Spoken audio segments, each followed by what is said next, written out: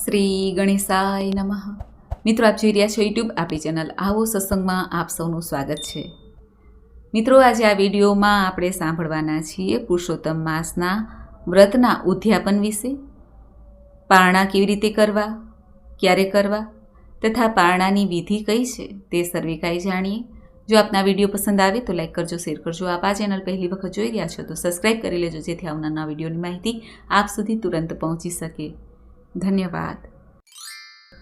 મુકુમ કરોતિ વાચાલમ પંગુમ લંઘયતે ગિરિમ યત કૃપાતમહં વંદે પરમાનંદ માધવમ. બોલો ભગવાન શ્રી કૃષ્ણ પુરુષોત્તમની જય. મિત્રો, અધિક માસ કે પુરુષોત્તમ માસ જે 3 વર્ષે આવે છે તેનું મહાત્મય ઘણું છે. શાસ્ત્રોમાં પણ ભગવાન શ્રી પૂર્ણ પુરુષોત્તમ શ્રી કૃષ્ણની સેવા પૂજા થાય છે. ભગવાન નારાયણ લક્ષ્મીપતિની સેવા પૂજા કરીને આપણે ભાવથી પ્રેમથી આખો માસ દીપદાન કરીને, ધારણા પારણા કરીને અને સ્નાન દાન જપના મહિમા સાથે કથા વાર્તા સાંભળતા રહીએ છીએ, જેથી ભાવ મનમાં હૃદયમાં પ્રભુ પ્રત્યે રહે. ક્યારે પુરુષોત્તમ માસ પૂરો થાય ખ્યાલ જ નથી આવતો. અને જ્યારે પુરુષોત્તમ માસના પારણા એટલે કે આપણે જે પુરુષોત્તમ માસ શરૂ થાય છે પ્રથમ તિથિએ આપણે સંકલ્પ કર્યો હોય છે કે હું નિત્ય ભગવાનની સેવા કરીશ, ભગવાનની કથા વાર્તા સાંભળીશ. એ કથા વાર્તા સેવા પૂજનમાં તીર્થાટનમાં ભાવથી ભક્તિથી જે સંકીર્તન ગાય છીએ તે ગાતા ગાતા આખો દિવસ ક્યાં વયો જાય છે, આખો માસ ક્યાં વયો જાય છે તે ખબર નથી પડતી. અને જ્યારે પુરુષોત્તમ માસનો અંતિમ દિવસ આવે છે, 30મો દિવસ આવે છે, ત્યારે આપણે જે વ્રતનો સંકલ્પ કર્યો છે તેના પારણા પણ કરવાના હોય છે. હવે એ પારણા પણ આપણે વિધિસર કરવાના હોય છે. જેમ કે પુરુષોત્તમ માસના પારણામાં આપણે આખો પુરુષોત્તમ માસ જે કાંઈ નિયમ લીધો હોય તેને છોડવાનો છે. એટલે કે આપણે પુરુષોત્તમ માસ સમાપ્ત થાય ત્યારે આપણે પ્રભુને જે પૂજા કરી છે, પ્રાર્થના કરી છે, આપણી મનોકામના કહી છે તે બધું પ્રભુએ સાંભળી લીધું છે. હવે આપણે ભૂલચૂક ક્ષમા માંગવાનો દિવસ છે અને ફરી વહેલા પ્રભુ પધારે એવી પ્રાર્થના કરીએ છીએ. પરંતુ આ તો પુરુષોત્તમ માસ છે, 3 વર્ષે આવે છે. હવે 3 વર્ષ પછી આપણે છીએ કે નહીં કોને ખબર છે? કાલની પણ ખબર નથી તો 3 વર્ષ પછીની ક્યાંથી ખબર હોય? માટે આજે જ ભાવથી પ્રેમથી પ્રાર્થના કરી લેવી. આજનો દિવસ હોય છે પુરુષોત્તમ માસનો અંતિમ દિવસ, એટલે કે પુરુષોત્તમ માસ કે અધિક માસની અમાવસ્યાનો દિવસ કે રાત્રિ.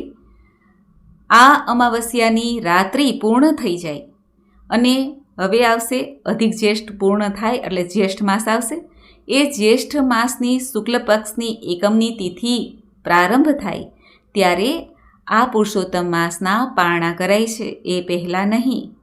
અમાવસ્યાની રાત્રિ જવા દેવી પડે છે, કારણ કે અમાવસ્યાની રાત્રિ પણ પુરુષોત્તમ માસની જ રાત્રિ કહેવાય છે. એ ભક્તો ધ્યાન રાખે.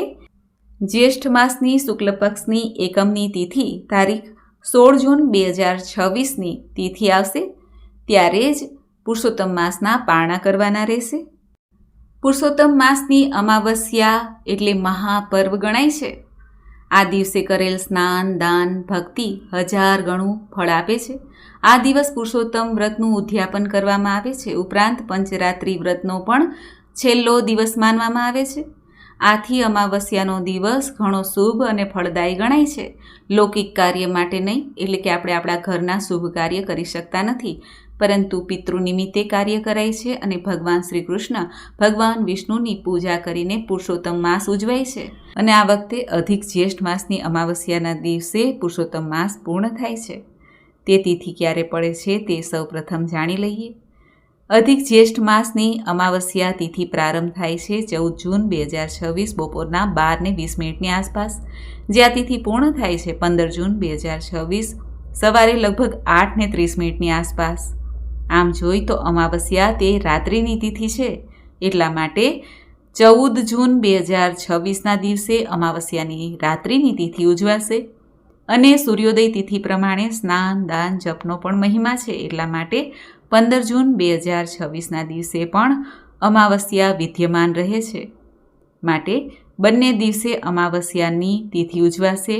સ્નાન દાન જપની સાથે પિતૃતર્પણ, શ્રાદ્ધ, પિંડદાન આદિ થશે. ભગવાન વિષ્ણુ લક્ષ્મીજીની પૂજા થશે. કાંઠા ગોર્યમાનનું વિસર્જન થશે. જે આખો માસ આપણે પૂજા કરી છે, પવિત્ર જળ તીર્થોમાં જઈને, તળાવમાં જઈને તે કાંઠા ગોર્યમાની પૂજા કરીને વિસર્જન થાય છે. આ દિવસે સવારે વહેલા ઉઠીને સ્નાનાદિથી પરવારીને પુરુષોત્તમ ભગવાનનું ધ્યાન કરીને પૂજન કરવું, બને તો ઉપવાસ કરવો, અગર એકટાણું કરવું, યથાશક્તિ દાન પુણ્ય કરીને રાત્રિએ જાગરણ કરાય છે. જો આખી રાત્રિ જાગરણ ન થાય તો રાત્રે 12 વાગ્યા સુધી જાગરણ કરવું. અમાવસ્યાનો દિવસ પુરુષોત્તમ માસનો છેલ્લો દિવસ હોય. વિધિ વિધાનથી ઉદ્યાપન કરવાથી પુરુષોત્તમ માસના ફળને પ્રાપ્ત કરી શકાય છે. પુરુષોત્તમ ભગવાનની કૃપાથી ધન, ધાન્ય, સંતાન, સુખ, સંપત્તિ, સુખ, શાંતિ અને આરોગ્યની પ્રાપ્તિ થાય છે. આ પુરુષોત્તમ માસના છેલ્લા દિવસે અમાવસ્યા છે. અમાવસ્યામાં દીપદાનનું ઘણું મહાત્મ્ય છે. વ્રત નિયમ પ્રમાણે જોઈએ તો ઘણા ભક્તો જે પંચરાત્રિ વ્રત કરે છે તેઓ દીપદાન તો કરે જ છે, પરંતુ અમાવસ્યાના દિવસે પણ દીપદાન થાય છે. જે આખી રાત અખંડ દીપ પ્રગટાવવો શુભ મનાય છે, કારણ કે અમાવસ્યા લક્ષ્મીજીને પણ સમર્પિત છે અને આ અમાવસ્યા તો પુરુષોત્તમ માસની અમાવસ્યા છે. માટે લક્ષ્મીજીની કૃપા પ્રાપ્ત કરવા માટે પણ ભક્તો આજે દીપદાન કરે છે. દીપદાન ક્યાં કરવું? આમ તો અખંડ જ્યોત પ્રગટાવવું શુભ મનાય છે, પરંતુ ઘરના મંદિર પાસે, ઉંબરા પાસે અને રસોડામાં જ્યાં આપણે માટલું રાખીએ છીએ ત્યાં, તુલસી ક્યારે, પીપળાના વૃક્ષ નીચે, દેવાલયમાં, શિવાલયમાં, તળાવ કિનારે, નદી કિનારે કે પછી કોઈ પણ પવિત્ર જગ્યા હોય, કોઈ ધાર્મિક સ્થાન છે, કોઈની બેઠક છે, ગુરુદેવનું જે સ્થાન છે ત્યાં પણ દીપદાન કરી શકાય છે. આપણો ભાવ અને પ્રેમ હોવો જોઈએ, તે પ્રમાણે શ્રદ્ધાથી દીપદાન કરવું શુભ મનાય છે. આ ઉપરાંત વ્રતની ઉદ્યાપન વિધિ વિશે કહેવામાં આવ્યું છે કે પુરુષોત્તમ માસમાં કૃષ્ણ પક્ષની 14 અથવા તો અષ્ટમીના દિવસે પણ વ્રત ઉદ્યાપન થાય છે, પરંતુ અમાવસ્યા તે ઉત્તમ છે, જે 30મો દિવસ પુરુષોત્તમ માસનો છે. આ દિવસે જે આપણાથી થાય તે બ્રાહ્મણોને બોલાવીને તેમની પત્ની સહિત, એટલે કે બ્રાહ્મણ અને બ્રાહ્મણીને ભોજન કરાવવું તથા દક્ષિણા આપવી, વસ્ત્રો તથા તેમની પત્ની જે સૌભાગ્યવતી હોય છે તેને શૃંગારની સામગ્રી ભેટ આપી શકાય છે. અને યોગ્ય મંત્રોનો ઉચ્ચારણ કરીને યોગ્ય પંડિત પાસેથી હોમ હવન પણ કરાવી શકાય છે. ભગવાન નારાયણના મંત્ર જાપ કરી શકાય છે. ભગવાન શ્રી કૃષ્ણના મંત્ર જાપ કરી શકાય છે. વિષ્ણુ સહસ્ત્ર નામ પાઠ, ગીતાજીનો પાઠ કરી શકાય છે. આ ઉપરાંત પિતૃતર્પણ, શ્રાદ્ધ, પિંડદાન આદિ પણ કરાય છે. આમ કરવાથી પિતૃઓને મુક્તિ મળે છે, પ્રસન્ન થાય છે અને પોતાના જે વંશજ છે તેમને આશીર્વાદ પ્રાપ્ત થાય છે. પુરુષોત્તમ માસમાં આપણે જે કોઈ અગળ લીધી હોય તે પ્રમાણે એ વસ્તુનું દાન કરવું, જેમ કે ઘડાનું દાન છે, અનાજનું દાન છે, સોના ચાંદીનું દાન છે. જે આપણે પહોંચી શકીએ એ પ્રમાણે દાન કરાય છે. આ ઉપરાંત આજે જુદા જુદા 5 ધાન્ય લાવીને ભૂમિ મંડળ પણ રચાય છે. આ મંડળ ઉપર સોના, રૂપા, તાંબા, માટીના છિદ્રો વિનાના 4 ઘડા સ્થાપિત થાય છે. તેમાં ફળ મુકાય છે. વસ્ત્ર, ફૂલો, ચંદન આદિથી પૂજા થાય છે. ત્યારબાદ વાસુદેવ ભગવાન, બલભદ્ર, પ્રદ્યુમ્ન અને અનિરુદ્ધ એ 4 દેવનું સ્થાપન કરવું જોઈએ. 4 બ્રાહ્મણો પાસે પૂજન કરાવીને ભોજન, વસ્ત્ર, દક્ષિણા આપવા, 4 દિશાઓમાં દીપક મૂકવા અને તલથી ભગવાન શ્રી કૃષ્ણનો કે ભગવાન વિષ્ણુનો મંત્ર બોલીને સ્વાહા કહીને તેનું હવન કરવું જોઈએ. પ્રભુને નમસ્કાર કરવા જોઈએ, પ્રાર્થના કરવી, ધ્યાન કરવું. ત્યારબાદ પૂજા કરાવનાર બ્રાહ્મણને જે પાત્રતા આપણી હોય એ પ્રમાણે દાન દક્ષિણા આપવી. ગાયનું દાન શાસ્ત્રોમાં શ્રેષ્ઠ કહેવાનું છે, પરંતુ અત્યારે આપણે ગાયનું દાન આપી શકતા નથી. ગાય માતાની નિત્ય સેવા થવી જોઈએ. તો હવે આપણે દાન શું આપવું? તો દાન આપણે નિર્જીવ વસ્તુનું આપી શકીએ છીએ, એટલે કે ગાયની મૂર્તિનું દાન આપી શકીએ છીએ. આ ઉપરાંત અનાજનું દાન, સીધું સામગ્રીનું દાન, જેમાં આપણે ઘરમાં જે કંઈ આપણે રસોઈ બનાવીએ છીએ તેનું કાચું સીધું પણ બ્રાહ્મણ દેવને આપણે આપી શકીએ છીએ. અને શિવ પાર્વતીજીની મૂર્તિ છે, તથા છત્રી છે, પંખો છે, અનાજ છે, અને જરૂરિયાતમંદને જૂતા ચપ્પલનું દાન પણ આપી શકીએ છીએ. અત્યારે ઉનાળાની ઋતુ છે એટલે જે ઉપયોગી કોઈ પણને થાય એવું જો આપણે દાન સમય અનુસાર આપીએ તો તે દાન ઉત્તમ છે, કારણ કે તુરંત તેનો ઉપયોગ થશે. જો શક્તિ હોય તો શ્રીમદ ભાગવત મહાપુરાણ ગ્રંથનું દાન પણ આપી શકાય છે. બ્રાહ્મણની પત્નીને વાંસના સુપડા છે, હળદર, કંકુ આદિ પણ આપી શકાય છે. વ્રત દરમિયાન થયેલ ભૂલચૂક બદલ પ્રભુ પાસે હાથ જોડીને ક્ષમા પ્રાર્થના કરાય છે. સર્વકર્મ પતી ગયા પછી ગૌગ્રાસ અને શ્વાનનો ભાગ કાઢીને સહકુટુંબ ભોજન લઈ શકાય છે. વ્રત કરનારે વ્રતના છેલ્લા દિવસે જાગરણ કરવું, ભગવાનનું સંકીર્તન કરવું, પુરુષોત્તમ ભગવાનનું પૂજન કરીને વિસર્જન કરીને વ્રતની પૂર્ણાહુતિ કરવી. જો કાંઠા ગોર્યમાની આપણે ઘરમાં પૂજા કરી હોય, સ્થાપના કરી હોય, તો જ્યારે જ્યેષ્ઠ માસના શુક્લ પક્ષની એકમ આવે તારીખ 16 જૂન 2026ના વહેલી સવારે સૂર્યોદય પછી આપણે કાંઠા ગોર્યમાની પૂજા કરીને ત્યારબાદ તેનું વિસર્જન કરીએ પવિત્ર નદીમાં, તળાવમાં. જે કાંઠા ગોર્યમાં આપણે માટીના બનાવ્યા છે તે માટીમાં ભળી જાય છે. આ રીતે માની પૂજા કરીને વિસર્જન થાય છે. જે કોઈ નર નારી પુરુષોત્તમ વ્રતનું ઉદ્યાપન વિધિ શ્રદ્ધા ભક્તિથી કરે છે તેનો વૈકુંઠમાં વાસ થાય છે એવું શાસ્ત્રમાં કહેવાનું છે. હવે આપણે જાણી લઈએ કે વ્રતના વિધિ નિયમ શું છે. જો આખો માસ પુરુષોત્તમ વ્રત કર્યું હોય, એકટાણું કર્યું હોય, તો બ્રાહ્મણને જમાડીને ત્યારબાદ પોતે જમી શકે છે, એટલે કે ઉદ્યાપન થઈ જાય છે. અને જે આપણને પોસાય, આપણી જે શક્તિ હોય એ પ્રમાણે દાન દક્ષિણા કરી દેવી. આખો માસ જો ઉપવાસ કર્યો હોય તો દૂધ અથવા દહીંનું દાન કરી શકાય છે. જો ફળનો ત્યાગ કર્યો હોય તો દાનમાં ફળ દેવાય છે. અનાજનો ત્યાગ કર્યો હોય તો ઘઉં ચોખાનું દાન આપવું. જમીન ઉપર સૂઈ જનાર એટલે કે આખો માસ ભોય પથારી કરી હોય તેઓએ ઓશિકા અને ચાદરનું દાન કરવું.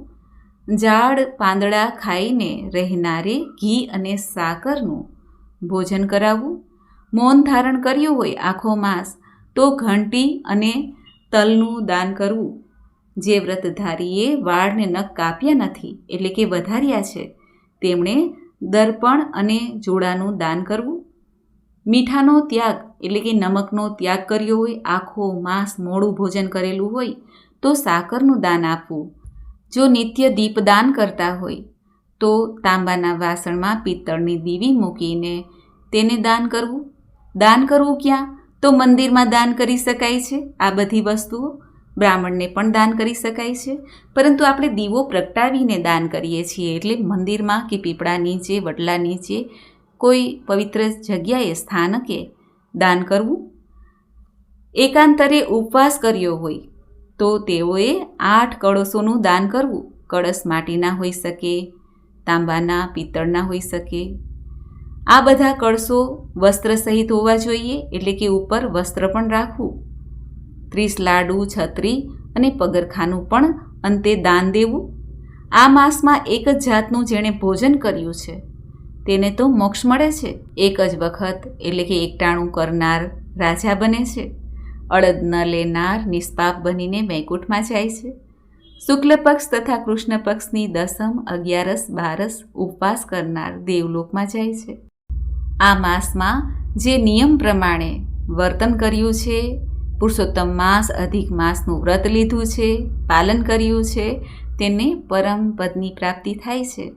બૃહદ નારદીય પુરાણમાં આ પુરુષોત્તમ માસના મહાત્મયને અને ઉદ્યાપન વિધિ કહેવામાં આવી છે.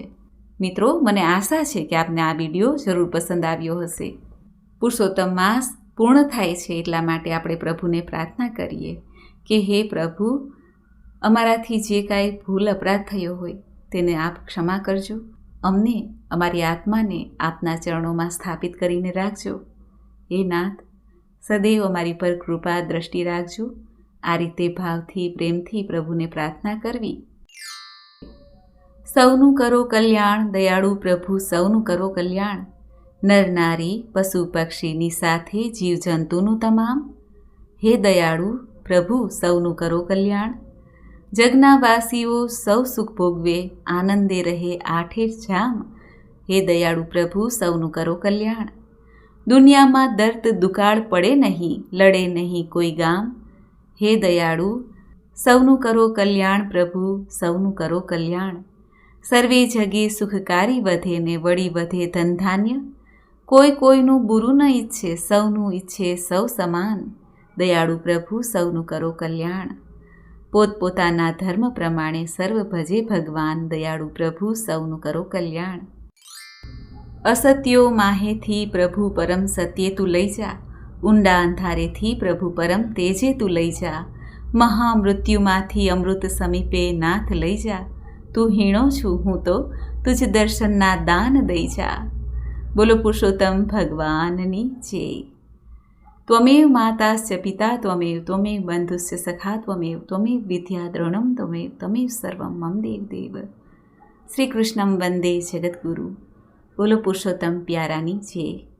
મિત્રો, મને સાંભળવા માટે ધન્યવાદ. આપ સૌને મારા જય શ્રી કૃષ્ણ.